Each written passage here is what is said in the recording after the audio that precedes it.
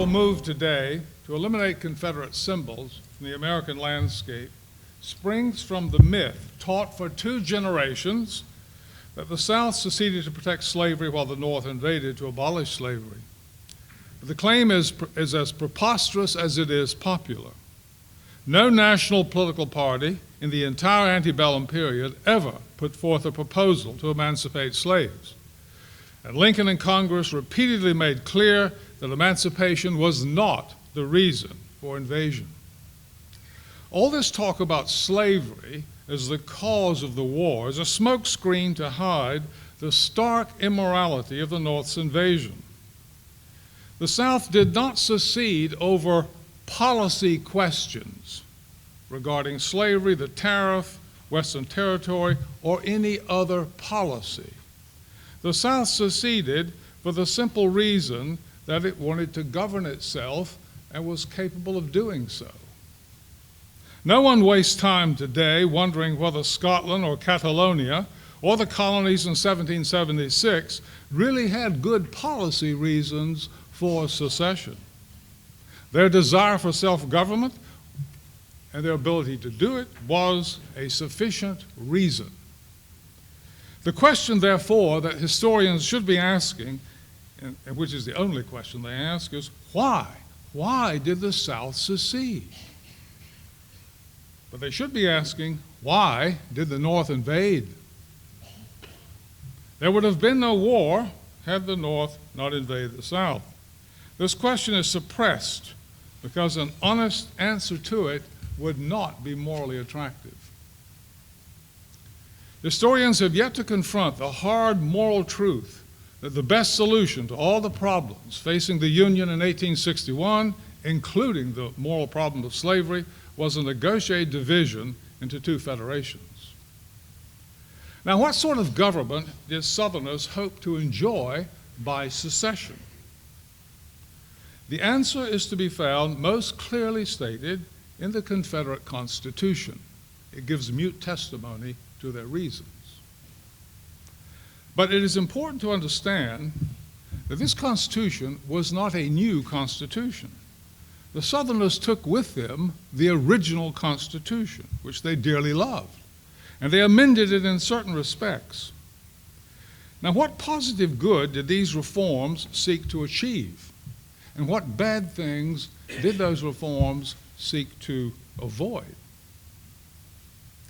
In order to answer this question, we must keep in mind that we here have all inherited 2 incompatible visions of America, which I shall symbolize as Jeffersonian America and Lincolnian America.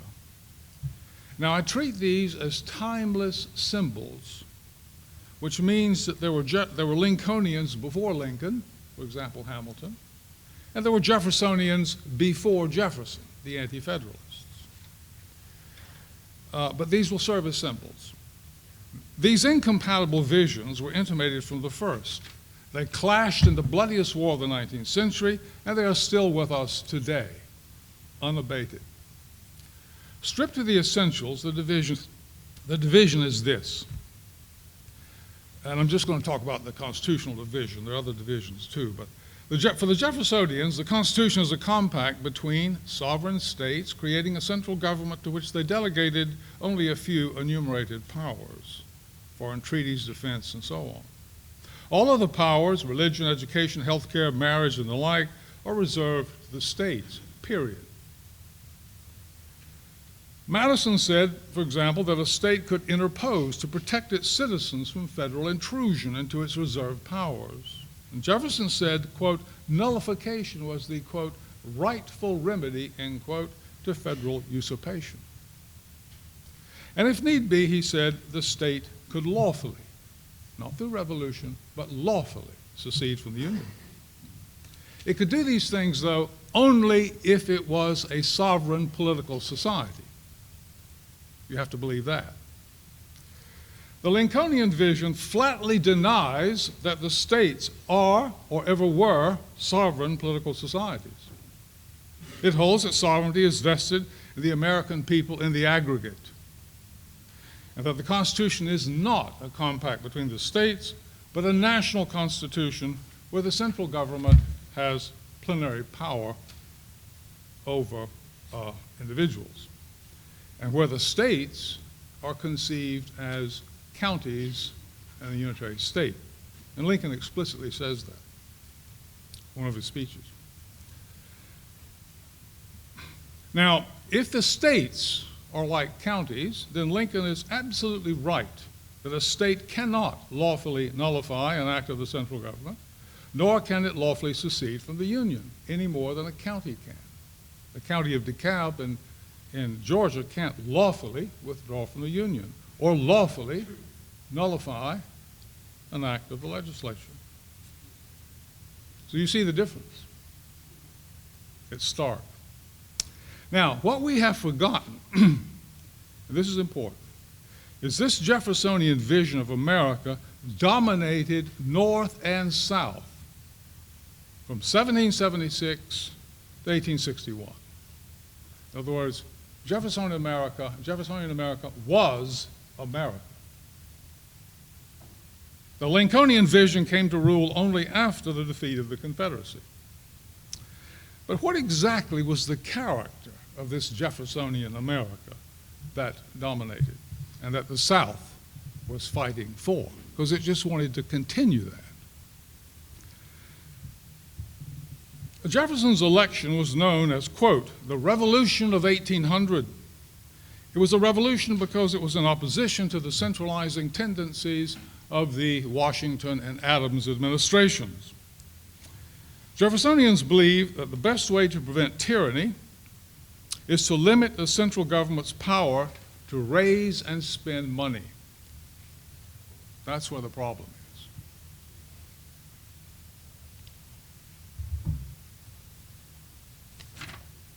Earlier, the Anti-Federalists, believing the same, had urged that original taxing power be denied to the central government and left to the states. Now, they failed to get this into the Constitution, but Jefferson became the champion of these Anti-Federalists, and he ran for president on a platform to abolish all inland federal taxes, and he succeeded. From Jefferson's election until the secession of South Carolina, December 20th, 1860, Americans paid no inland taxes to the federal government except for a brief period of taxation to pay for the War of 1812. The government could impose such taxes, but politically they were prevented from doing so. Jefferson also inveighed against public credit. He urged reforms in which future generations would have a lawful way to repudiate debts imposed on them by profligate spending of earlier generations. He also sought to get the central government out of debt. In this he did not succeed, but another Jeffersonian, Andrew Jackson, did succeed. He destroyed the Bank of the United States in 1835. Which would be the equivalent of destroying the Federal Reserve today. For the first time in its history, the central government of the United States was out of debt. And it stayed close to that goal up to 1861, except for an easily managed debt to cover the Mexican War, which was only $65 million. Less than the total expenditures of the federal government in 1858. That was the debt. That was Jeffersonian America. The central government's expenditure on the eve of Lincoln's invasion of the South was less than 2% of GNP. Today, it is around 40%. And much of state and local taxation is tied to federal regulations and mandates. This spectacular shift of power from the states to the central government is a consequence of what we might call the Lincolnian Revolution of 1865, which overthrew the Jeffersonian Revolution of 1800. Now, there had never been anything in the world like Jeffersonian America. It was an amazing regime. For example, modern states are self-centralizing regimes, and they naturally expand centralized political and economic power. This is what they do. They grow in centralization. Jeffersonian Americanism, however, is unique in that its central government actually diminished in centralization.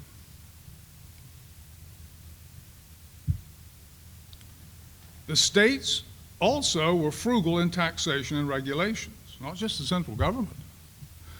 To take an example, the corrupt Reconstruction government in Florida in 1869 paid more for printing, for its session of government, paid more for printing than the cost of the state government in 1860. The annual sessions of the Louisiana legislature had averaged, prior to 1860, $100,000 a year.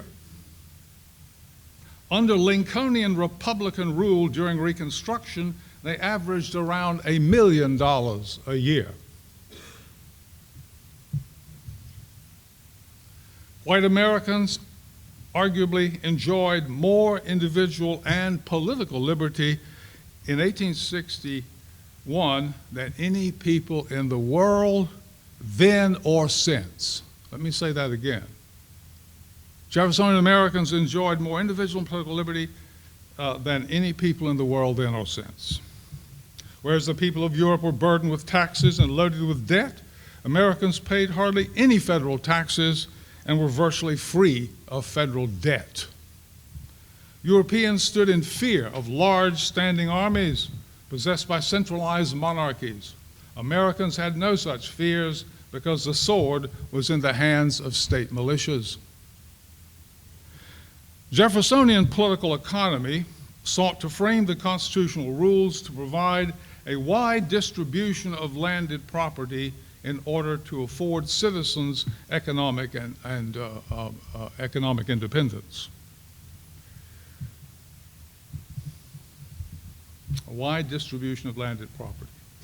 In contrast, Lincolnian political economy, as far back as Hamilton, tried to rig the rules to effect economic and political centralization by uniting financial and commercial wealth with the central government through a public debt and a cartel of private banks chartered to manage the money supply. I mean, the Federal Reserve is like the Politburo. It just tells you what money's going to cost, what the price is. It's the same thing. In short, the Lincolnian regime was intended to be a regime of large-scale crony capitalism. Now, crony capitalism is a very good thing if you're a part of it. And you could say it's for the national good, or whatever you want to say, or for the kingdom of God, or whatever, but it's still crony capitalism. But crony capitalism, though it began with Hamilton and so on, it was suppressed throughout the antebellum period by the Jeffersonian regime, whose program was largely in place after some battles by 1860. Well, let's look at it. In wealth, Jeffersonian America equaled that of Europe, though much of it was still frontier. And it was more evenly distributed wealth. Its literacy rate was higher than any country in the world, as was the number of its youth going to college. Those who aspired to a Republican government in Europe saw Jeffersonian America as a model to emulate. Switzerland, for example, changed its constitution in 1848 from a loose confederation to a federal system of states in emulation of Jeffersonian America. Indeed, the Swiss went further than the Jeffersonians in denying to the central government any original taxing power. Switzerland has 26 little states called cantons, and they really are states. They range from 18,000 to about 1 million in population. But the average is around 300,000. Even today, the Swiss central government may tax only for a certain period of time and at a certain rate. After that period of time has lapsed, it has no taxing power whatsoever. The power can be renewed only by a constitutional amendment requiring a majority of the cantons and a majority of individuals. Switzerland was in 1848 was a Jeffersonian outpost in Europe, surrounded by monarchies. And it still is a Jeffersonian outpost in Europe, and we're not. Another federation influenced by Jeffersonian America is Canada, that peaceable kingdom to our north. The Canadian provinces have the constitutional right of state nullification and secession. A Canadian province may nullify within its borders any federal law in the area of civil rights. You can just opt out. And every Canadian province has a right to a public referendum on secession at taxpayers' expense whenever it wishes. Both of these are denied to Americans under the Lincolnian vision. Now, how Canada got these rights is an interesting story. Judah Benjamin, the brilliant Jewish Secretary of State in the Confederacy, fled to England after the war and became a distinguished barrister. He took up and won a number of cases for the Canadian Parliament, provinces, before the Imperial Court. And as a result, winning these cases, Jeffersonian states' rights principles were placed into Canadian common law. A Canadian senator, we both wrote books on Hume, that's how we got to be friends, John Stewart, once told me, there's a saying in Canada that the South, having lost the war in America, won it in Canada, where nullification and secession can be discussed most every day without people going crazy. Very interesting.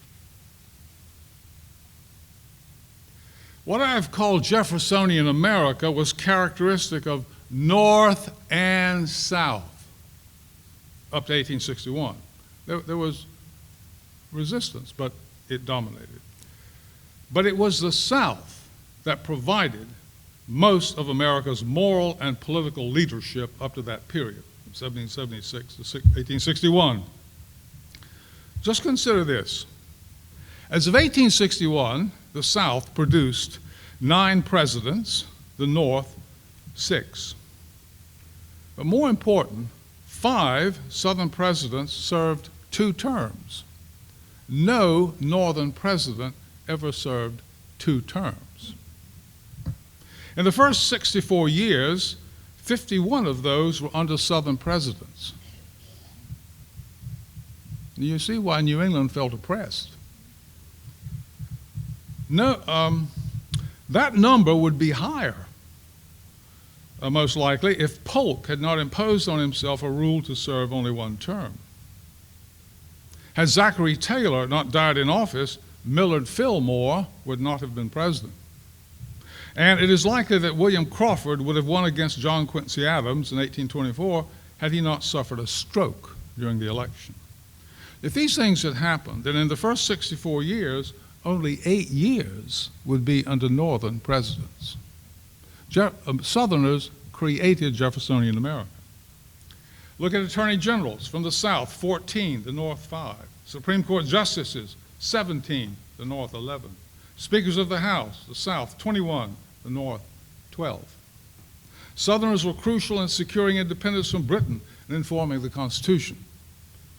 All the territory acquired by the United States beyond the original 13 states was acquired by Southern administrations.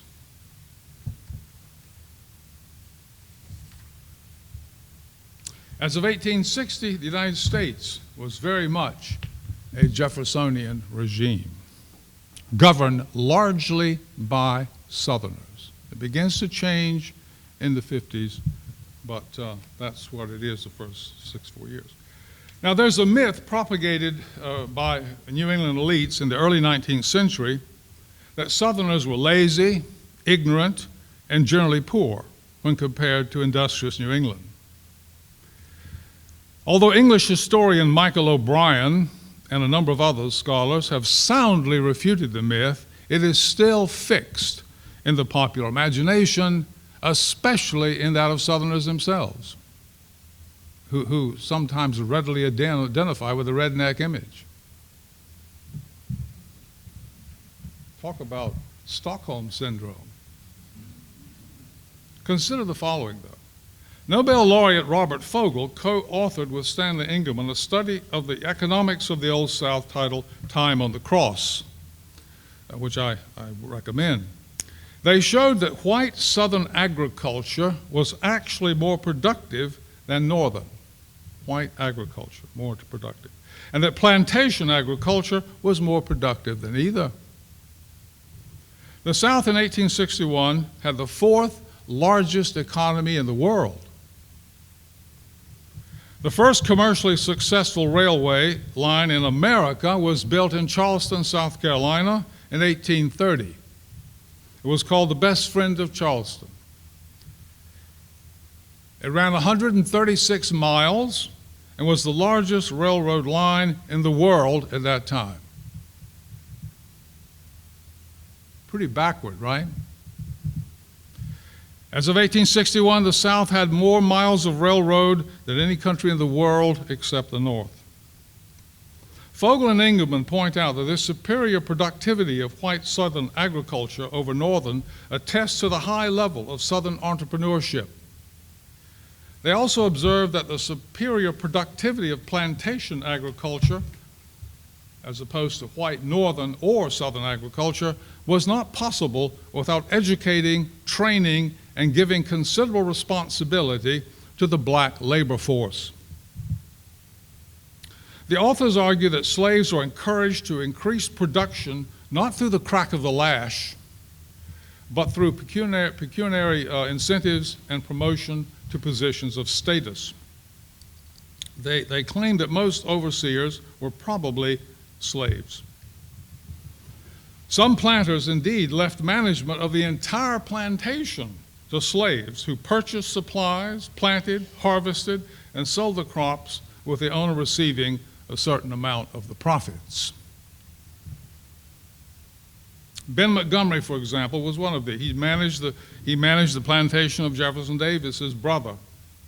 He was taught many skills, including land surveying and architecture.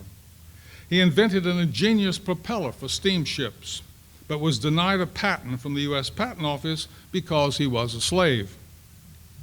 He was again denied the patent after the war when he was not a slave. By contrast, Jefferson Davis got a bill passed. Jefferson Davis tried to get his patent for him before the war, and that failed. But anyway, during the war, Davis got passed in the Confederate Congress a bill which allowed slaves to receive patents for their inventions.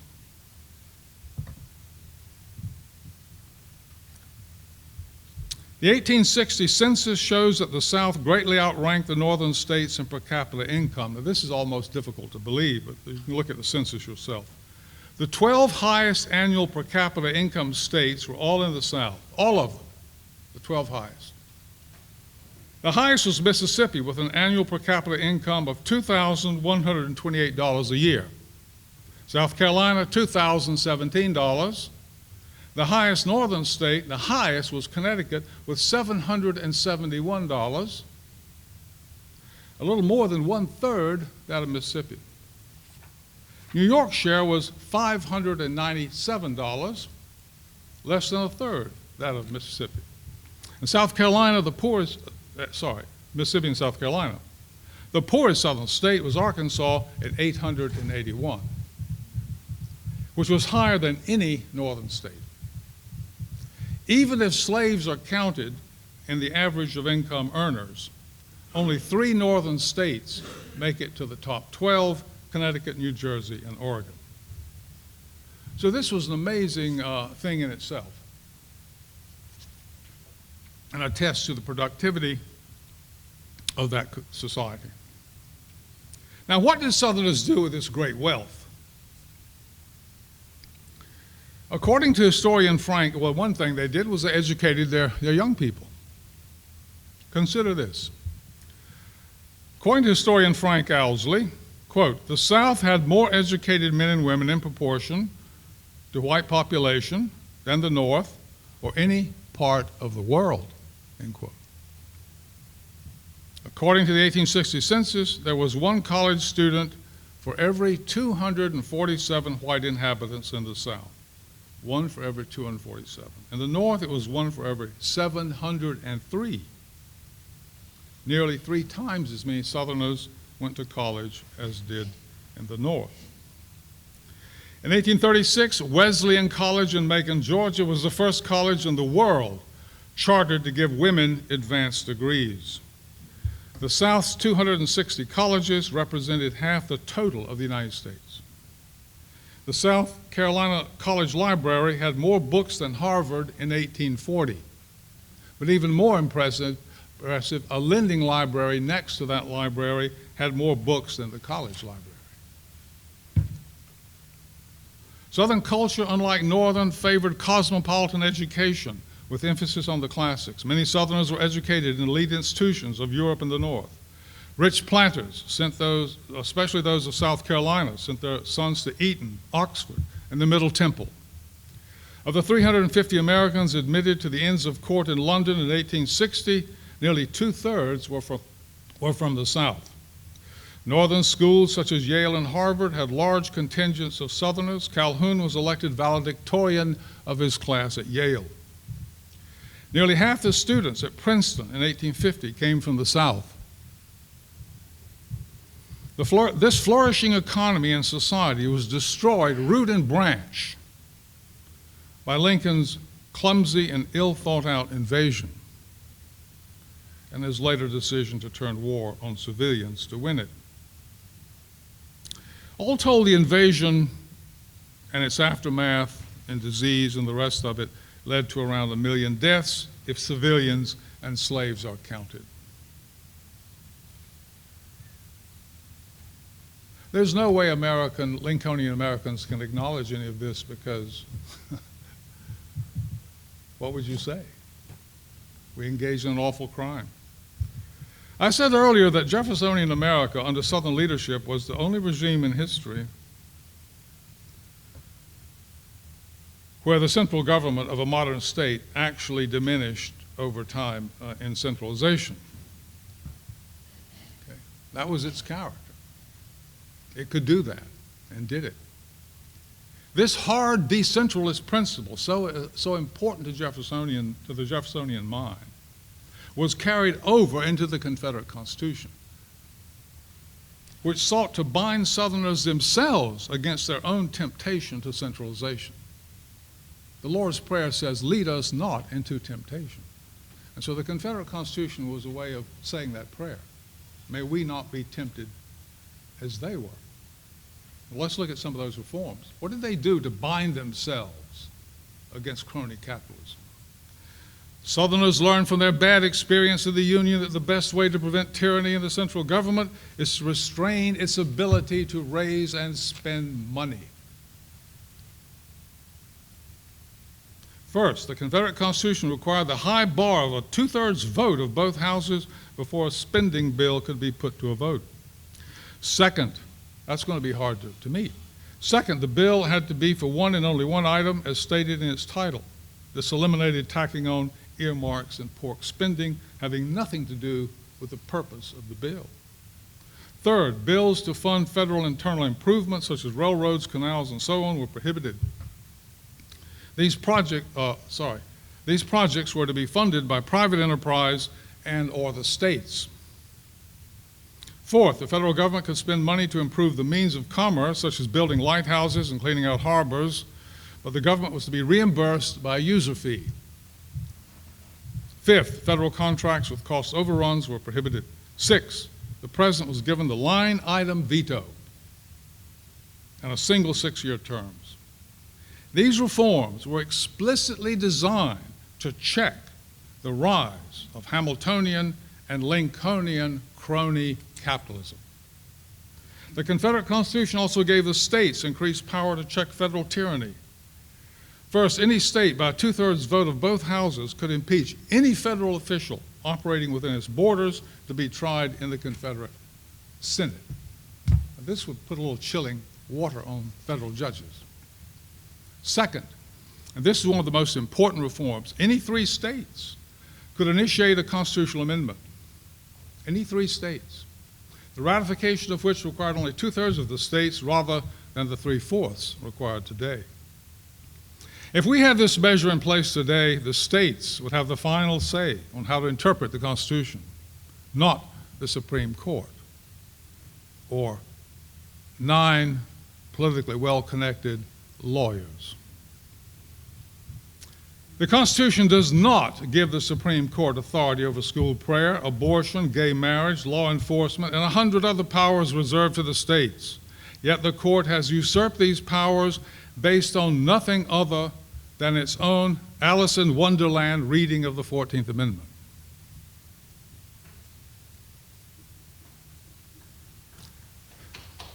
Yeah, do you like Alice? I like reading the entrails of sheep. There's a right here between a new right. Third, new states could enter the Confederacy, but it required a two-thirds majority of both houses. Under the U.S. Constitution, a mere majority of Congress permits a new state to enter. This is destabilizing because new states create new majorities and new minorities. And this can severely harm important interests, especially in a huge colonial regime like the United States. It is a stupid rule, and it caused the war, really, you could argue. It caused the war, because the quarrel was over Western territory. Consider the annexation of Texas. Being a foreign country, annexation required a treaty to be confirmed by two-thirds vote of the Senate. The treaty failed by a large majority in the Senate. So that's it. Texas is not going to come in. To get around this, Congress, by questionable constitutional maneuver, decided that a joint resolution by a simple majority of both houses would be sufficient. The measure passed by only 2 votes in the Senate. Northern leaders were understandably furious and saw this as a Southern grab for power. John Quincy Adams urged secession. Had the Confederate Constitution been that of the Union in 1843, Texas would never have been part of the United States because the North had enough votes for the foreseeable future to prevent a two-thirds majority of both houses of Congress. And that would have been a good thing. If Texas were an independent state today, it would have the 14th largest GNP in the world and could control its border with Mexico, which it cannot do as the plaything of Lincolnian Americanism.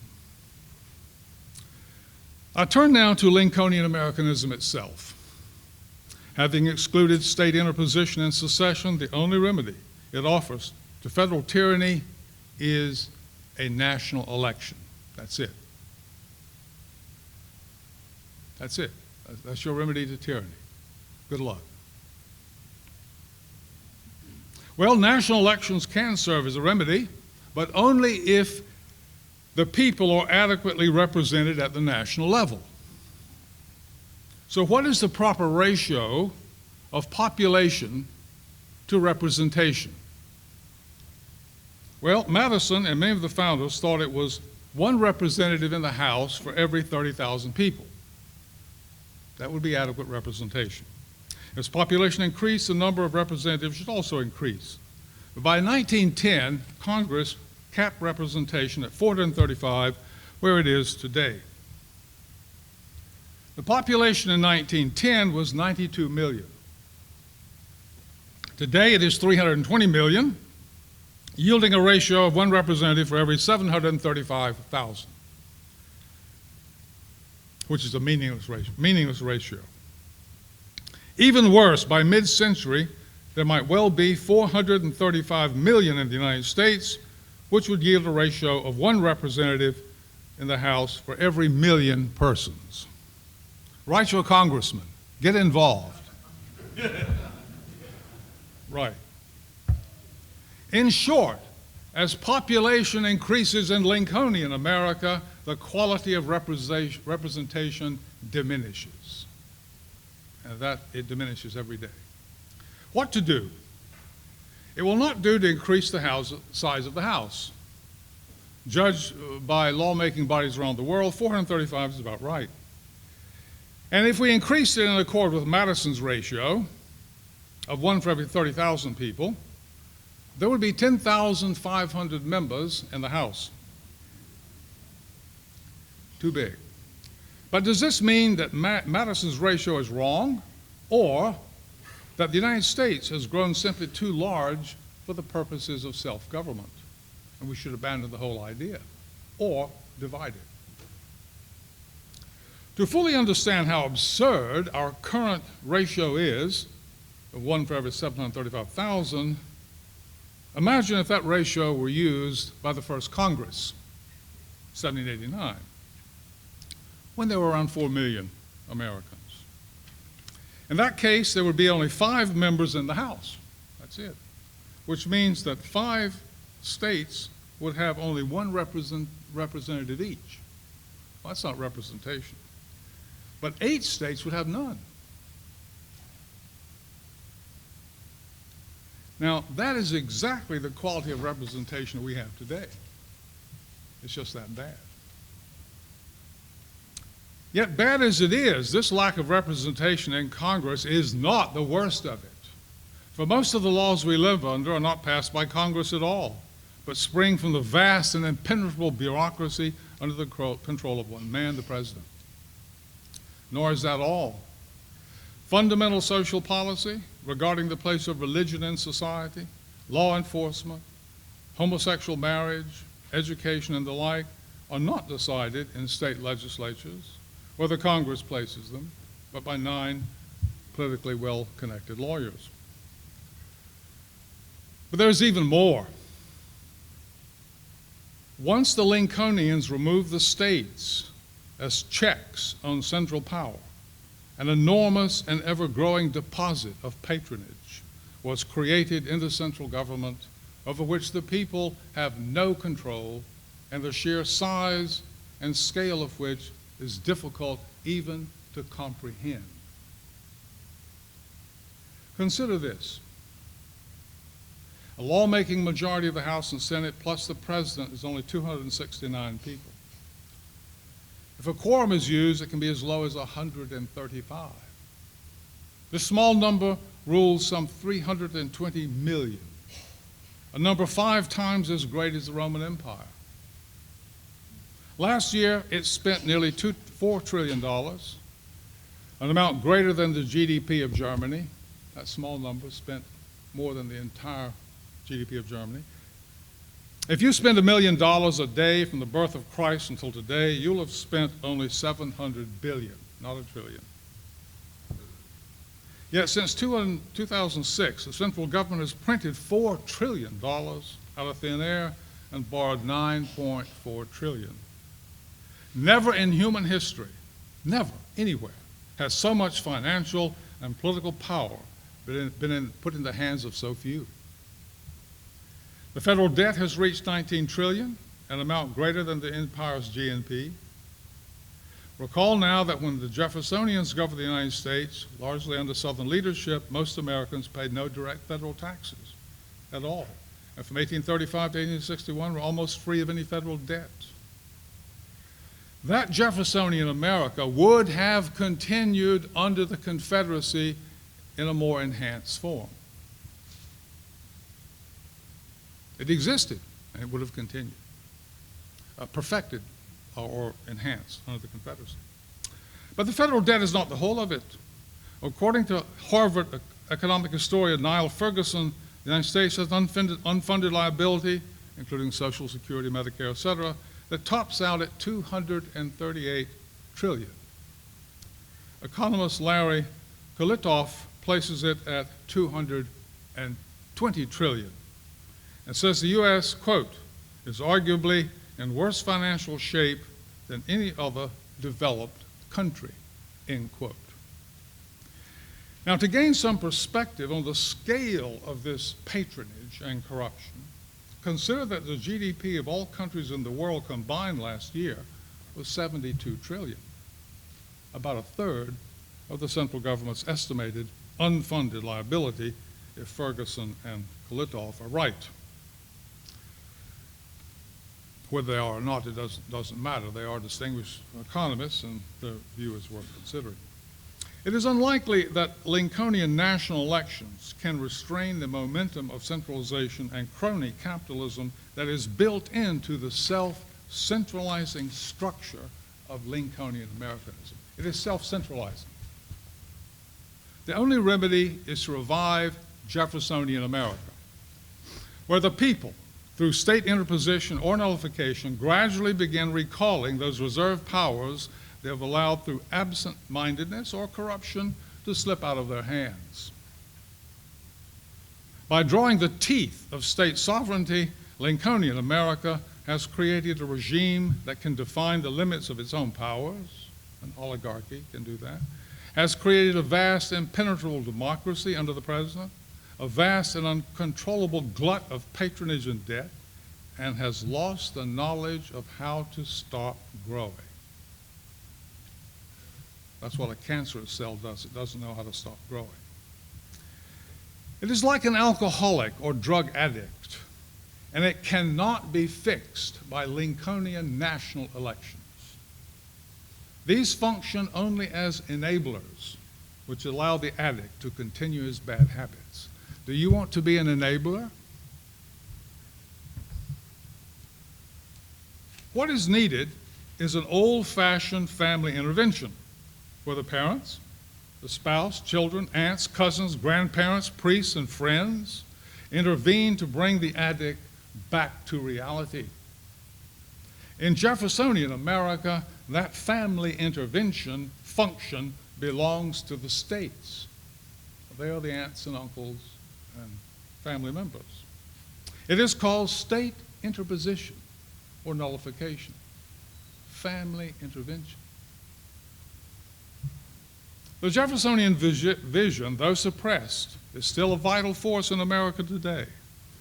There's a 10th Amendment movement at work throughout the country. States are recalling their Jeffersonian inheritance and are debating intervention either through nullification or through state-initiated amendments to the Constitution.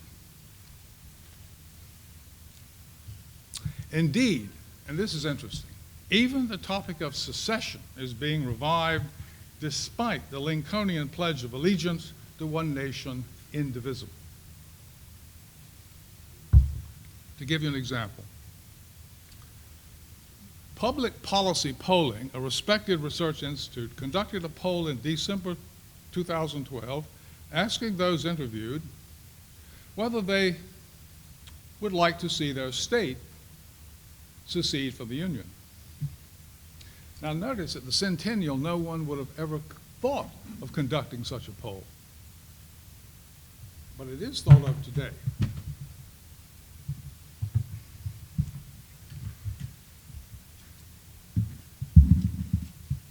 In the poll, 18% of Americans favored secession.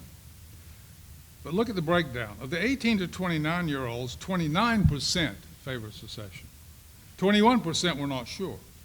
Hispanics, 27% favored secession, 19% not sure.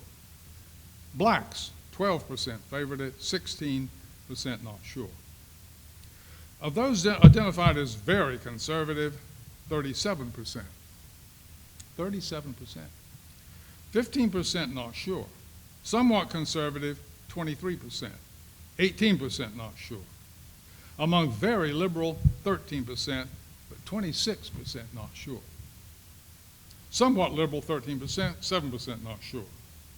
A quarter of Republican voters in the 2012 presidential election favored secession of their states.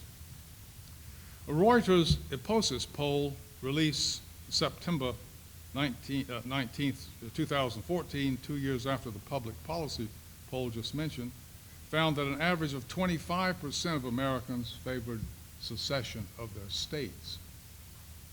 That's over 80 million people. These polls are significant because they show the rapidly dwindling confidence in Lincolnian Americanism. As I said, such a poll would have been unthinkable in the centennial. In conclusion, Confederate symbols and monuments are the living historic embodiment of Jeffersonian America, a thing that actually existed from 1776 to 1861.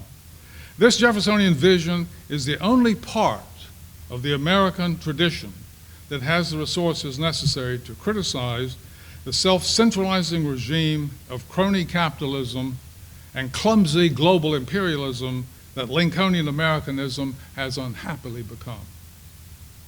In the culture war we are living through, many Confederate monuments may go down, but the Jeffersonian vision of America, to which they bore witness, is likely only to grow stronger, because we must remember, this Jeffersonian America was a feature of North and South.